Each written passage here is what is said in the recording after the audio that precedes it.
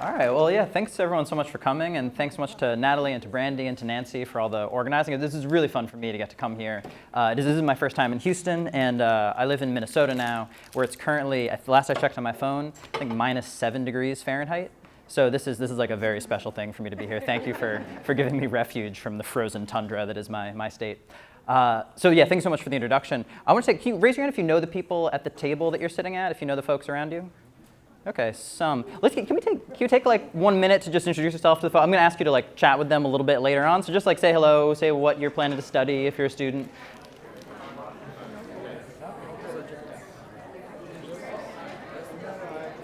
Okay, cool. All right. Well, thank you for doing that. I'm going to cut short your friendly introductions now. This is my experience as a teacher. Is I like the students to be friendly, but not too friendly. You don't want them to be that. You don't want to have that much fun. Otherwise, they don't want to listen to me anymore. So I'm a writer and a teacher, and I do math is my subject. So there are the two books I've written. The one on the right is just kind of about math in general, like what does it mean to think like a mathematician, and kind of applying that to a few different walks of life, like lottery tickets and taxes and architecture and things like that. And then the one on the left is about calculus, and it's sort of like a storybook about calculus, actually. Not a lot of equations, just a lot of stories. Today, though, I will start with math, but actually, this isn't really a math talk. It's really more of a psychology talk. And yeah, we'll begin here, which this is the city of Heidelberg, Germany, where I got to go in 2015, 16. I want to say 16. So I was there for this conference. And the conference, the way it's structured, you have like 25 of the most decorated, celebrated mathematicians in the world and computer scientists, people who've won huge awards. And to be clear, I was not one of those people. I was not one of those 25. I have not won any huge awards.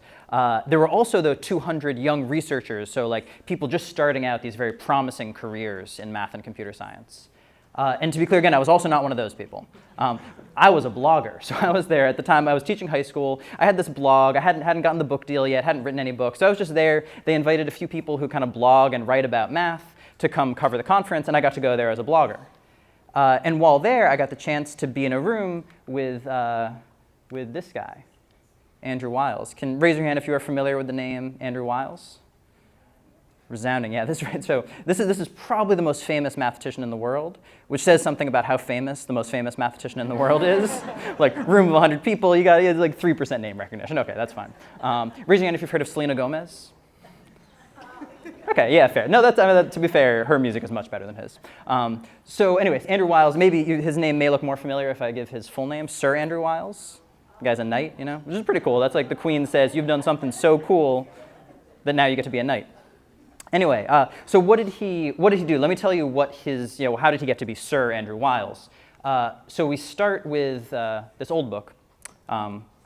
So this was a book being read in the year 1637, not by Andrew Wiles, he is nowhere near that old, being read by this French guy named Pierre. So Pierre is reading this book, and he comes across, you'll notice it's written in Latin and Greek, so we're in olden times. Pierre is reading this book and comes across a rule, or it's not a rule, it's like a method for taking a square number and breaking it into two smaller square numbers. So for example, you can take the number 5 squared, right, which looks like this, right? It's a 5 by 5 square, it's 25. And you can actually break that one into 3 by 3, which is 9, and 4 by 4, which is 16. So that's sort of cool. You take a big square, break it into two smaller squares. And it turns out you can do this with lots of square numbers. Not all of them, but tons of them. So for example, you can take 101 squared and break it into 99 squared and 20 squared. And I'm a fairly patient cartoonist, but I did not draw you a picture of that one. That would be a little slow. Anyway, so there, in the book that Pierre was reading, there was a rule for how you do this. How do you break a square into two squares? So Pierre's reading that, and then he thinks to himself, and he says, wait a second. You can do it with squares, but I don't think you could do it with cubes.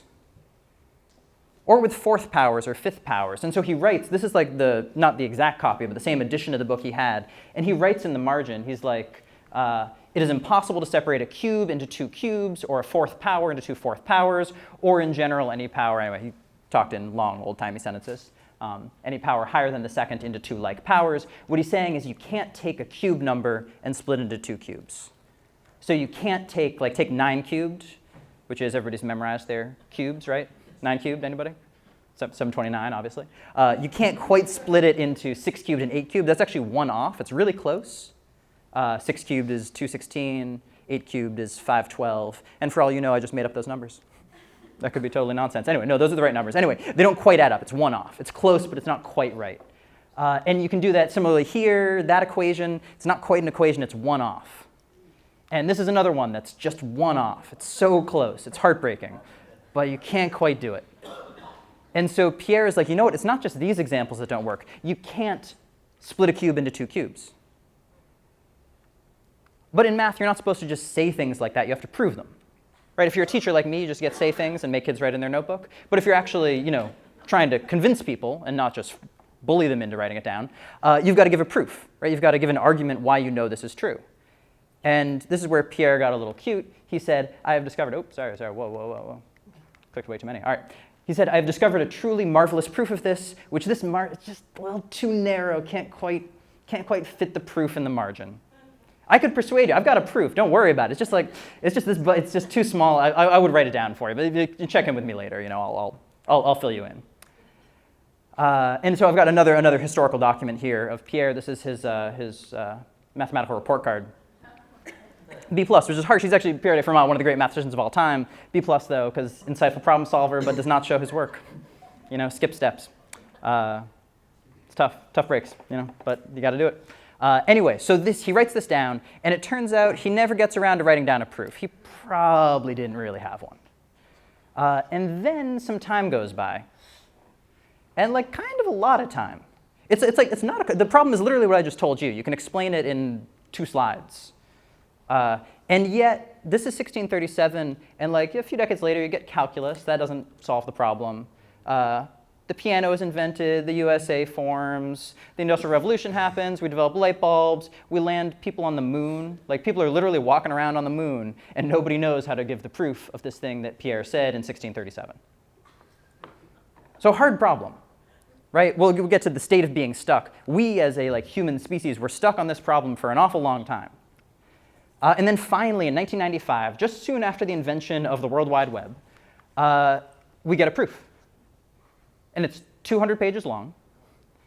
And it's definitely not what Pierre had in mind, because it uses all sorts of new ideas that had come up in the time since. There's no way Pierre could have been thinking about this. And that's Andrew Wiles. That's the guy who solved it. Which, in hindsight, I think we could have known Andrew Wiles was going to solve it, partly because as a 10-year-old boy, he'd learned about this problem and made it his life mission to solve this problem. Now, to be fair, hundreds of people had done that before him. He was the only one who succeeded. But he had the secret advantage, which was if you rearrange the letters in his name, you get wheeled answer. So, of course, he was going to wield the answer. That was destiny. And so there he is. There's Andrew Wiles. I think they got to make this movie soon in Hollywood, while he can still be played by James Cochran, who I think looks pretty similar. Cochran's actually probably older, so maybe I don't mean to slight Wiles there. Anyway, so this is Wiles' story. This is how he made his name. So back to Heidelberg. So I'm there in the room with Andrew Wiles. And for me, right, this was before I was a big shot getting to go to places like Lone Star. I did not have my books yet. I was just as far as I was a high school teacher. I was teaching high school and middle school. And suddenly there's millions of high school and middle school math teachers in the world. And right now, I'm the only one who is in a room with Andrew Wiles. So I was like, okay, what am I going to ask this guy? Right? I got to ask him a question. What do I want to know? So let's pause here and think at your table for a second. What would you, if you had the world's most famous mathematician in front of you, what would you ask the guy? Please don't come up with a question better than the one I actually asked, because it's too late now. I'm probably not going to run into him. But I'm curious what you would pick.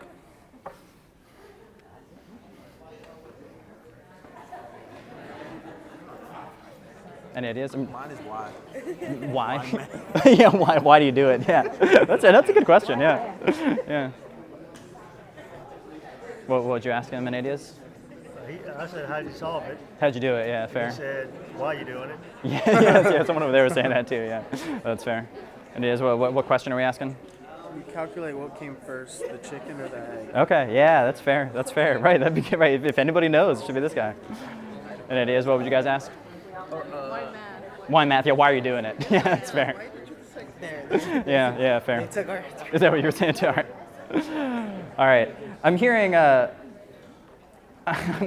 one of the themes that seems to be recurring. You can raise your hand if it's happening to your table. One question you might ask him is, why math?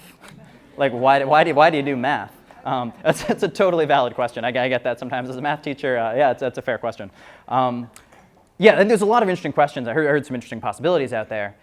Here's some of my rejected options. Could ask him about pop culture. That seemed like a little trivial. Also, he seemed like a pretty hard-working, focused guy. I don't know if he's going to be caught up on like the J.J. Abrams Star Wars films, so maybe not the best use. Thought about asking him something technical. What's your favorite non-differentiable function? I was definitely not going to understand his answer, though, so that seemed like a bad idea.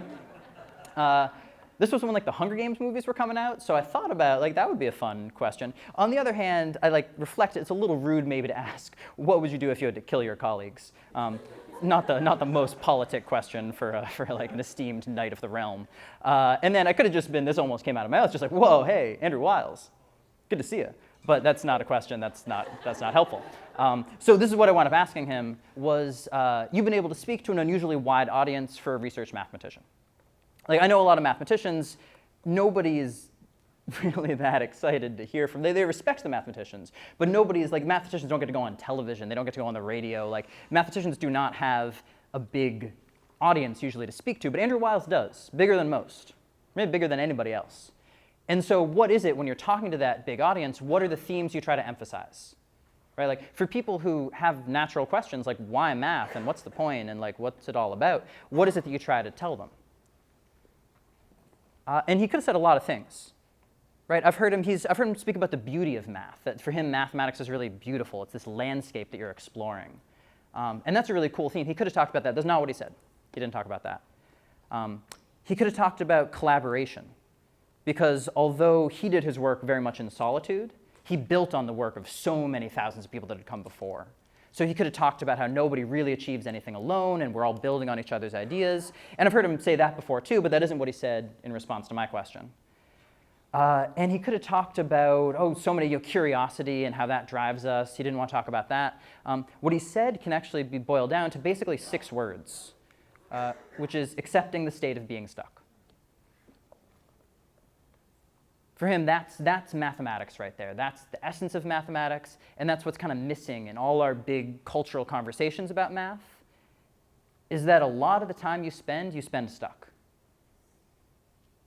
And we got to accept that. That's not something, that doesn't mean we run away when we're stuck. That means we got to learn to live in that space. So this is sort of his image of what makes a mathematician, right? Like my book, by the way, is titled Math with Bad Drawings, just so to disclaim up front what kind of images you're going to be seeing here. So right, you run into a snag. This happens to all of us when we're solving math. It's not that mathematicians don't get stuck. It's that when you get stuck, some people say, well, let's torch it. I'm done. I do not need any more of this. This is no fun. And then mathematicians say, oh, well, that was just one sheet of paper. What could I do with another sheet of paper? What could I do with another sheet of paper after that? Let me keep trying. Now they get obsessive. Actually, I know lots of mathematicians. This really is true about them. They just when they get stuck, they dig in their heels, and they want to solve the problem. And it's not that they're making progress faster than other people. It's that they're just putting more time into it, and they're going and going and going. And what was cool about this answer, I thought, is that it isn't, and this is where we start to pivot away from math a little bit, it's not just about math, right? It's not as though math is the only time in our lives when we get stuck on something. We get stuck on all sorts of things all the time, all different things.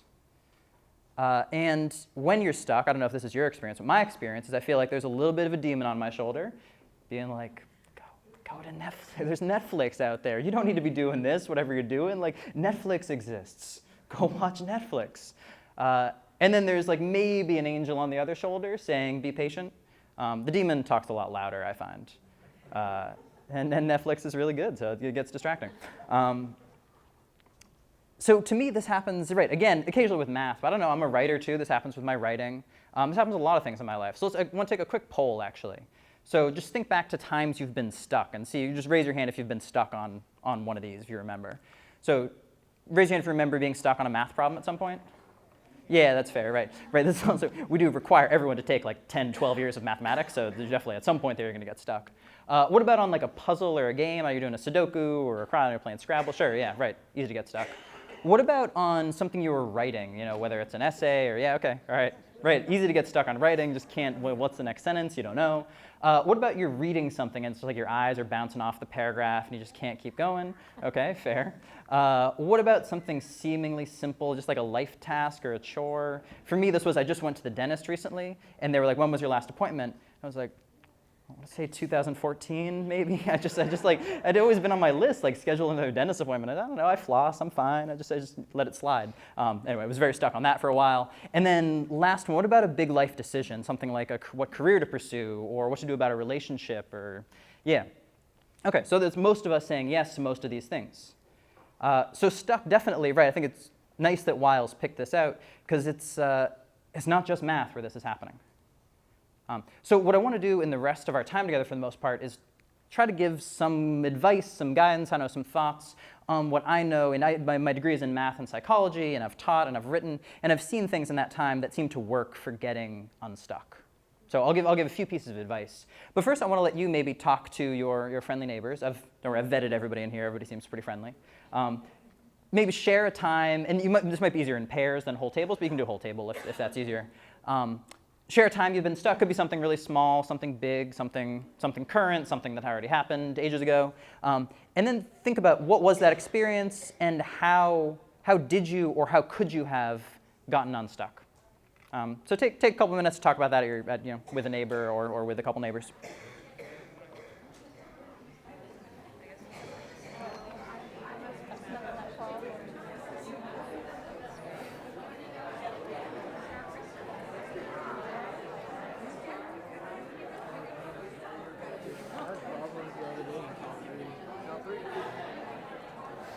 It's like partial derivatives. Yeah, All right. Well, thanks everybody for taking that minute to talk and share.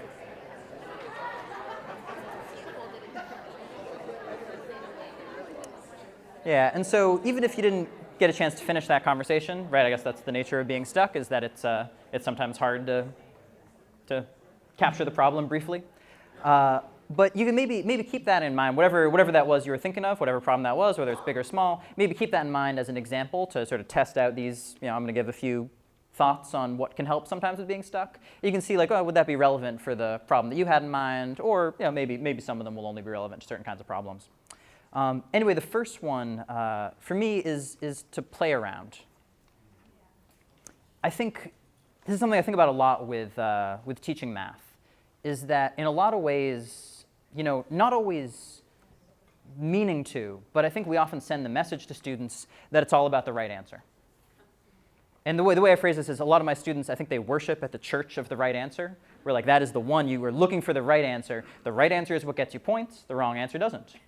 The right answer gets you the grade you want. You pass with the right answer. You don't pass with the wrong answer. And every assignment I give, they're thinking like, well, the point is to get the right answers and write them down and get credit for them. And that's, I don't know, it's true as far as it goes. The problem with that is it's really narrow. You're looking for one thing to write on the page. And you set that against everything that mathematics can be, all these other kinds of thinking and ways of exploring. And if you're just looking for right answers, you miss all of that. Right? Looking for the right answer narrows your vision. Right? It's like you're searching for Waldo on the page, and like you're not looking at anything else on the page. You're not paying attention to the whole scene. You're just looking for this one figure. And that's frustrating. And it's just easy to bounce off that and be like, ugh, this is annoying. Whereas if instead you look for Waldo by kind of like just taking in the scene, exploring, seeing what you find, it's easier to spend a little time doing that. And you often have better insights doing it that way. So to me, that's really important. Just play around, just explore. Here's a little puzzle for you. Okay, so this is a famous pattern in mathematics. I'll show you one number at a time and see if you can guess the next number. So first number 1, guesses. 2, that's actually an even more famous pattern than the one I'm going to show you. The pattern 1, 2, 3 is maybe the most famous pattern in mathematics. In this one, oops, sorry, I gave 2 away. Oh, there we go. Oh, there we go. It's fine, there's more. All right, so the next number is 1, 1. If you were going to guess 1, 1, 1, that's a bad guess. It's 2, 1. Think about what do you think is the next number? What are we going to see? 3, 1, yeah, reasonable guess. It's actually 1, 2, 1, 1. Guesses for what our next number is going to be. If you guys are good sports, it's actually 1, 1, 1, 2, 2, 1. Okay. Next number, certainly what you're going to guess. 3, 1, 2, 2, 1, 1.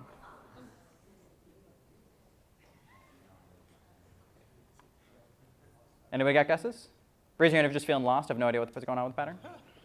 Okay, fair. Raise your hand if you're like, no, I got this. I almost got this. I'm right there. Oh, nobody. Okay. Usually there's somebody who's like, oh, I'm so close. It's on the tips of my fingers. There's another one. 1, 3, 1, 1, 2, 2, 2, 1. And there's the last one that I'll show you. The pattern goes on forever, but that's as long as my screen is. 1, 1, 1, 3, 2, 1, 3, 2, 1, 1. Now let me give you a hint by going through those same numbers again.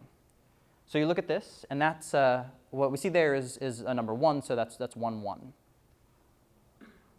1, 1. You look at that, that's 2 1s. 2, 1. So what's this one? This is 1, 2, and then 1, 1. I like this. 1, 2, 1, 1. 1, 2, 1, 1. This one is a 1, a 2, so 1, 1, then 1, 2, then 2 1s. 1, 1, 1, 2, 2 1s, 1, 1, 1, 2, 2, 1. And so here, this is where our 3 comes in, right? It's 3 1s, 2 2s, and a 1.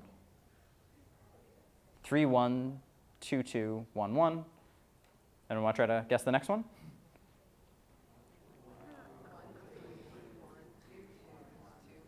Yeah, 1 3, 1 1, 2 2s, 2 1s, and there we are. And we could keep going. This is called the look and say sequence, because you look at it and then you say what you saw in a certain, very regimented way. This is, I'm going to argue, and I don't think it takes much persuading, a pretty silly pattern. It's like, why would you do that? That's a weird thing to think about. It's very arbitrary. It's more about English than it is about math in some ways. What's the point of all this? Who came up with that? And the answer is actually one of Wiles's colleagues at Princeton for many years, John Conway, who is the subject of this great book that I recommend that one. That's a biography of him by Siobhan Roberts. And he's a mathematician with actually a very different style than Wiles. But Siobhan Roberts, the author of that biography, was in the room that day when I was in the room with Wiles. And she asked him, well, what do you think of an approach like Conway's, where you just he's famous, he just plays around with stuff. He does tons of games, he's written books on games. He took the look and say sequence, he explored it so deeply. He was like, okay, there's 87 different things that can happen, and here's the patterns that govern them. He went really deep on this silly stuff. And Wiles said, oh yeah, that's so important to have people doing that. We need people playing around like that. That's essential, because they're going to explore things and find things and try things that you don't necessarily find if you're just focusing on the one right answer. So for me, he's a good example of playing around and the value of playing around. Number 2, make mistakes. You've probably heard this one before. Mistakes are good. I like mistakes. Let me give you a puzzle. Okay, so baseball. A bat and a ball is a very classic puzzle. You can tell because the numbers are obviously way too old. A bat and a ball together cost $1.10. Not a high quality baseball bat, I think.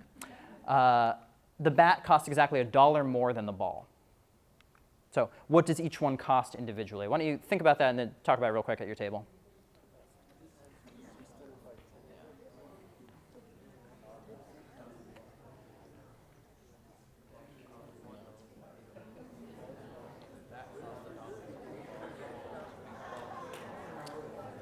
Okay, so let me, we won't spend ages on this. Raise your hand if that's what you get, right? 10 cents for the ball, $1 for the bat? Right, so here's the problem. So that's a very natural answer.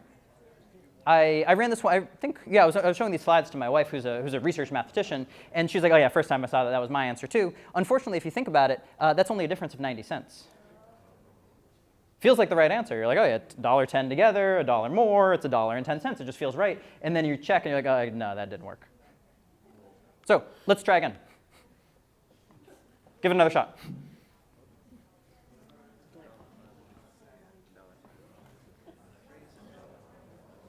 Any ideas? Cool. All right, do we have an answer? Yeah. Yep. Yeah. Yeah, there you go. Yeah, so I don't know if everyone could hear that, but there's our answer, right? It's actually 5 cents and $1.05. Okay. So what's the takeaway from this? To me, it's not that like it winds up being kind of a trick question and a lot of people answer it wrong the first time. It's that wrong answer is like a healthy first step, right? You try it, you say, oh, $1.10, it's 10 cents and a dollar. Natural first try. Turns out to be wrong. But as long as you check that answer and then keep thinking, it's actually pretty healthy. And it's somehow easier to be like, oh, I need them a little further apart than they are, so let me adjust the answer a little bit. It's easier to find the right answer when you've already made a wrong answer, right? It puts you on the right path. And to me, that's a huge amount of what I do in teaching. It's funny because my students hate making mistakes, obviously. I understand. Like, it feels bad when you make a mistake sometimes. But to me, trying not to make mistakes, it's a bit like I'm trying to lead them across a field that's full of holes. These are the mistakes. And if you're really careful, I could lead them across this whole field without ever falling in one of the holes. Right? I could be really careful and be like, oh, no, don't step there, and lead them across. But then next time when they have to cross the field on their own, what is going to happen? They don't even know the holes are there. They're going to like walk right into the holes. They're going to faceplant. And so if instead, what I try to do in my lessons is I try to say, okay, let's see what happens. Let's take a step. And I try to make sure the holes aren't dangerous. And then I let them fall in. And it's like, look where you are. And they're like, I'm in a hole. And I'm like, that's right. That's where you are. And then I throw them a ladder and we get out and then we can keep moving. And now they know where the holes are. So to me, that's how you learn, is you make the mistakes that you need to make. And then you know where they are. You know what not to do. You can't know what to do without having seen some of what not to do. So this is a quote. This is a book on Wiles and Fermat's last theorem by writer Simon Singh. And it's a quote about two mathematicians who worked really closely together, and their work like led to Wiles's work. And I really like this description. So these two Japanese guys, Shimura and Taniyama, while Shimura was fastidious, he was super careful, like what you think of as a mathematician, Taniyama was sloppy to the point of laziness. He'd just like kind of mess around with problems and do wrong stuff and didn't really care. And this was a trait that Shimura admired. He thought that was so cool, that Taniyama was sloppy and lazy. And this is what he said. He said he was gifted with the special capability of making many mistakes, mostly in the right direction. So the first part of that sounds like an insult, right? You don't want your teacher writing like, can I have a letter of recommendation? And then you get like, oh yeah, he is gifted with the special capability of making many mistakes. Doesn't sound like a compliment, but it totally was. It was mistakes in the right direction, because these are mistakes that point the way, right? The wrong answer you need to have first to get the right answer. And Shimura said, I envied him for this and tried in vain to imitate him, but I found it quite difficult to make good mistakes. Right? Mistakes are hard to do right. But if you can make good mistakes, then it's really valuable and helps you solve problems. Another great mathematician, just while we're on mistakes, not the little guy, that's my nephew, Skander. He may be a great mathematician, but so far he can count to like 3, so he's got ways to go. That's his grandfather, my dad, who's also a mathematician. And I've talked to him at some point about like how does he do his work. And he says a lot of time when he's solving a problem, he'll like look at the problem and think about it, and then be like, aha, I got it, I nailed it. I'm so good at this, got the problem. And then he'll go to write up what he came up with and be like, that doesn't work. That was not right. There's a hole in the middle of that. And then he'll think for a minute, he'll patch the hole, be like, aha, I figured it out. I've nailed it. This is brilliant. And then he'll go to write that up and be like, no, there's a problem with that too. That didn't work. And this will repeat like 17 times. And at the end, he'll have solved the problem. But it'll be a solution that he never in a million years would have thought up on the first step. Right? He wasn't going to think of all 17 of those ideas at once. He needed to think of the first idea, think that he was done, and then realize there's another step, and another step, and another step. And so each time he's making a mistake, but it's a useful mistake. It's a mistake in the right direction. So number 3, make it concrete. I think maybe this is your experience in math. Did you find the more abstract, kind of the harder it was to think about? Is that fair? Yeah, abstraction is hard. It's nice when it's sort of clear and concrete what you're thinking about. So here's an example of that. So we've got some cards. Those are cards up there in the upper left. It's a bit of a puzzle. So every card has a letter on one side and a number on the other side. So I'm just showing you one side of these cards. So letter on one side, number on the other side, and the card maker is supposed to be following this rule, which is that if the letter is a vowel, the number has to be 21 or higher. If the letter's a consonant, we don't care, but if it's a vowel, then you need to have a high number on the back. So we've got 4 cards. You're only looking at one side of each, and we want to check to make sure the card maker is following the rules. So which cards do we need to check? Right, we could check all 4 of them clearly. Why don't you talk about your table for a second? Which cards do we need to check to make sure that the card maker is following the rules? Okay, well, I'm hearing A and 20. Raise your hand if that's your feeling. A and 22 are the ones we need to check? Okay, right, seems reasonable. Those are that's the vowel and the high number. So let me show you, let's check all 4 of them and see if that turned out to be right. So A, let's check A. It's 30, is that good news? Yeah, that's great, that's fine. Card maker followed the rule. F, do we need to check this one? No, we don't, let's check it anyway. It's 50, is that bad? That's fine, yeah, we don't care what happens on consonants, so that's good. 22, we need to check this one, right? So what would be the bad case? Right, if it's a consonant. But wait a second, is that actually a problem for us? Oh, that's actually fine, right? It doesn't matter what's on the other side of a consonant. Now let's look at that 7. Uh-oh. That was bad. And most of us didn't think we needed to check the 7. Right? We thought we could get away without checking the 7, but it turns out the 7 broke our rule. It was a vowel on the other side and a low number. So the reason this problem is hard is because who cares about cards? Right? Like, who cares about this rule the card maker has to follow? This is like totally arbitrary. Why would the card maker need to follow it? It's abstract. So let's make it concrete. Every card has a drink on one side and an age on the other side.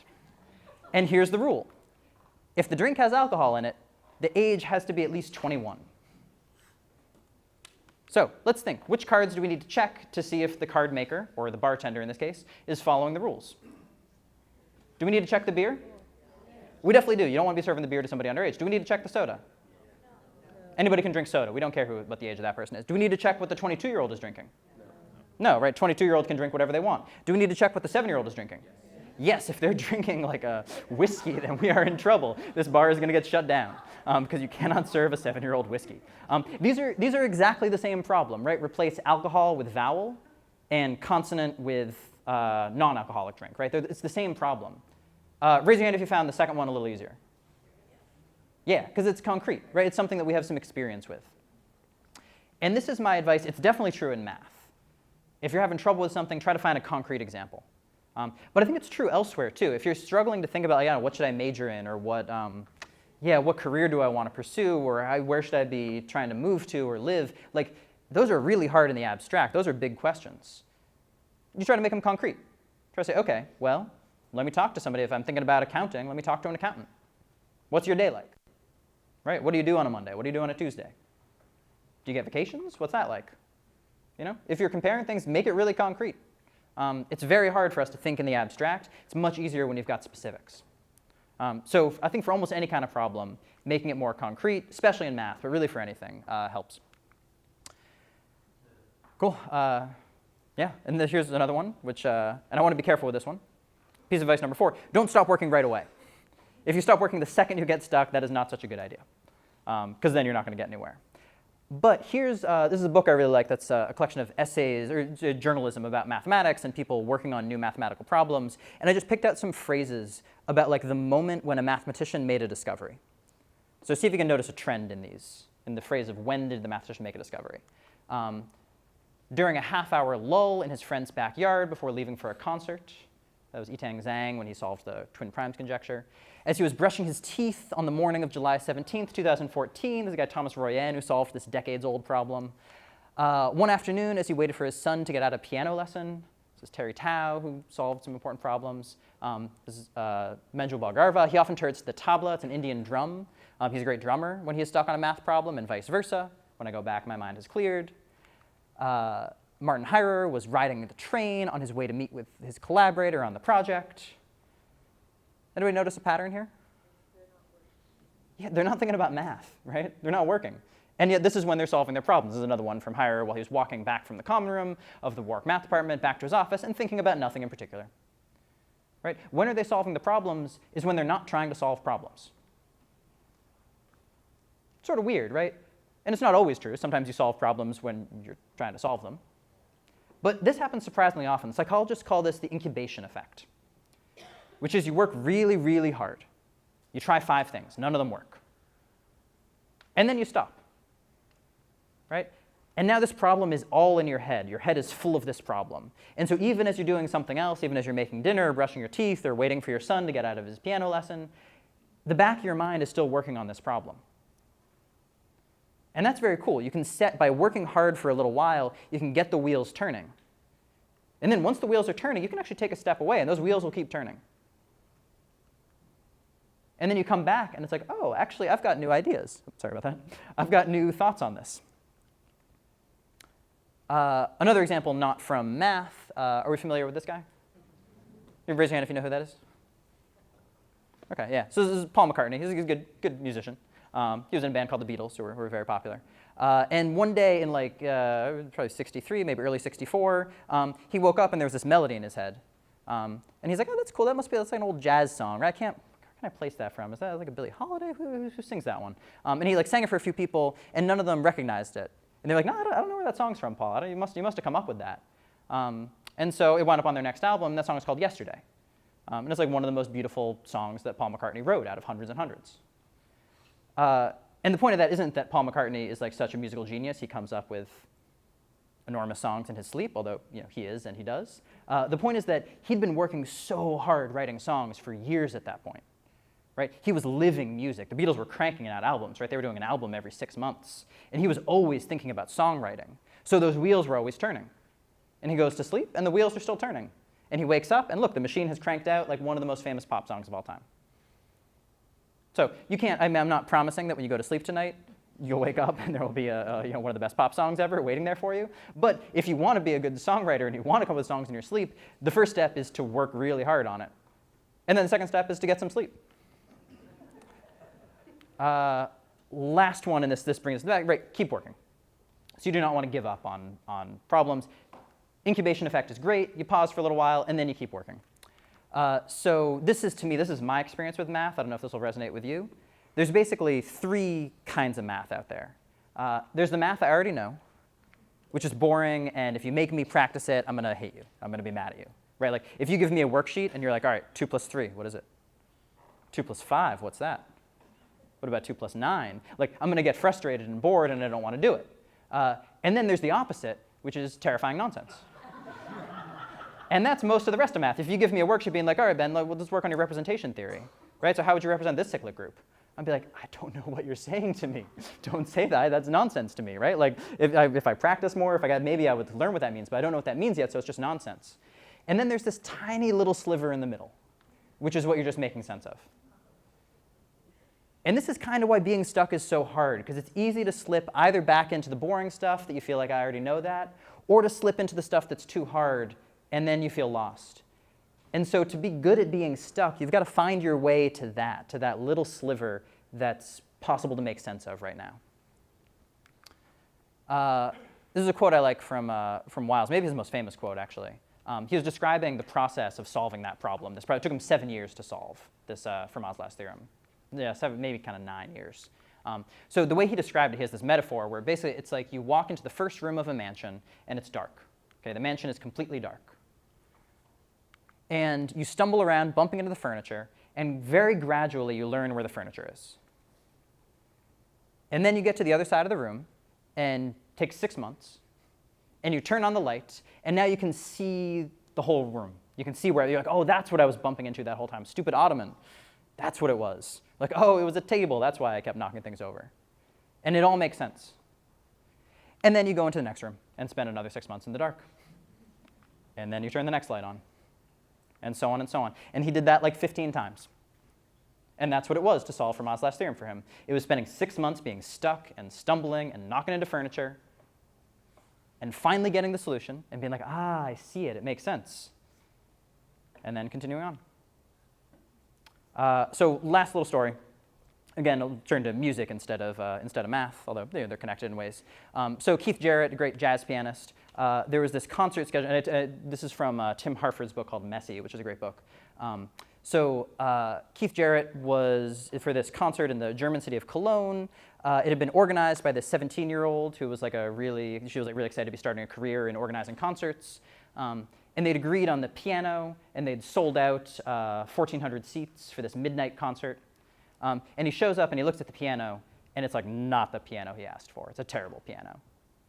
Like the pedal that, the floor pedal that you hit to like make a note hold doesn't work. So you can't hold a note. It's out of tune. In the middle of the keyboard, like the black keys just like stick and don't work. You can't play them. The high notes are really tinny. The low notes aren't. Like it's a lousy piano. And he's like, I can't go in front of 1,400 people with a terrible piano. It's like too small. They won't be able to hear me back there. And so he's like, get me a new piano. But it's raining that day. They try to get a new piano. They can't get one. And so he walks out. He's there in his car having a smoke. He's going to just drive away. And then the concert organizer comes out and is crying, and it's like, no, come on, like, I'm never going to be able to organize a concert again. This is the biggest one I've done, and if I screwed this up this badly, like, they're never going to be able to let me do this again. This will be the end of the career that I'm trying to have. And so Keith Jarrett, this pianist, he sighs. He's like, oh, fine, I'll do it for you. And he goes back in. And they were going to send home. They'd hired some guys to record the concert, and they were going to send those guys home. But they figured, well, we've already paid them. Might as well let them record. It'll be a mess. It'll be terrible. But like, whatever. And so this is the recording that they made.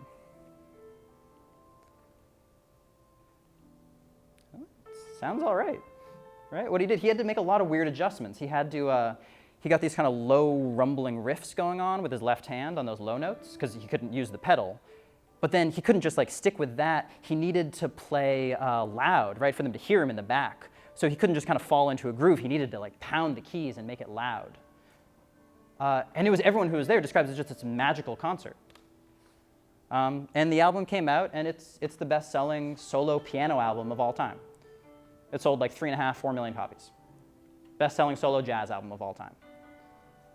And like he didn't want to do it. He did not want to play the concert. He was going to walk away. So this is why piece of advice number 5 is keep working, right? Like sometimes when we're stuck, sometimes when we're facing obstacles, that is like exactly the moment when you're going to be doing your best work. Right, when you're going to like play the concert that makes your name, that like elevates you into one of the top pianists out there. It's just those moments when we're stuck that you really need to dig in and be like, no, I'm going to keep playing. So sorry to stop the music. It's a great album. Go listen on Spotify.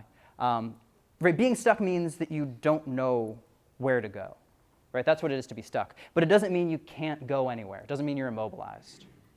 Right? So what can you do when you're stuck, right? So just recap, you can play around, right? You can just explore and not worry about trying to get to the destination. You can make some mistakes. And maybe you don't know they're mistakes at first, but mistakes can be useful. You can try to make it concrete. Don't just like think in the abstract. Try to like, okay, what are the specifics here? You can stop working and let those wheels keep spinning in the back of your mind. And then when you're done with that, you go back and you keep working and you play even though the piano is no good.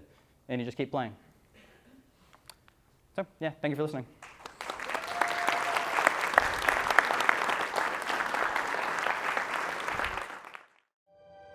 Be sure to follow us on social media at Facebook, Twitter, and Instagram. Like this video, leave a comment, and hit that subscribe button to be notified about our latest content.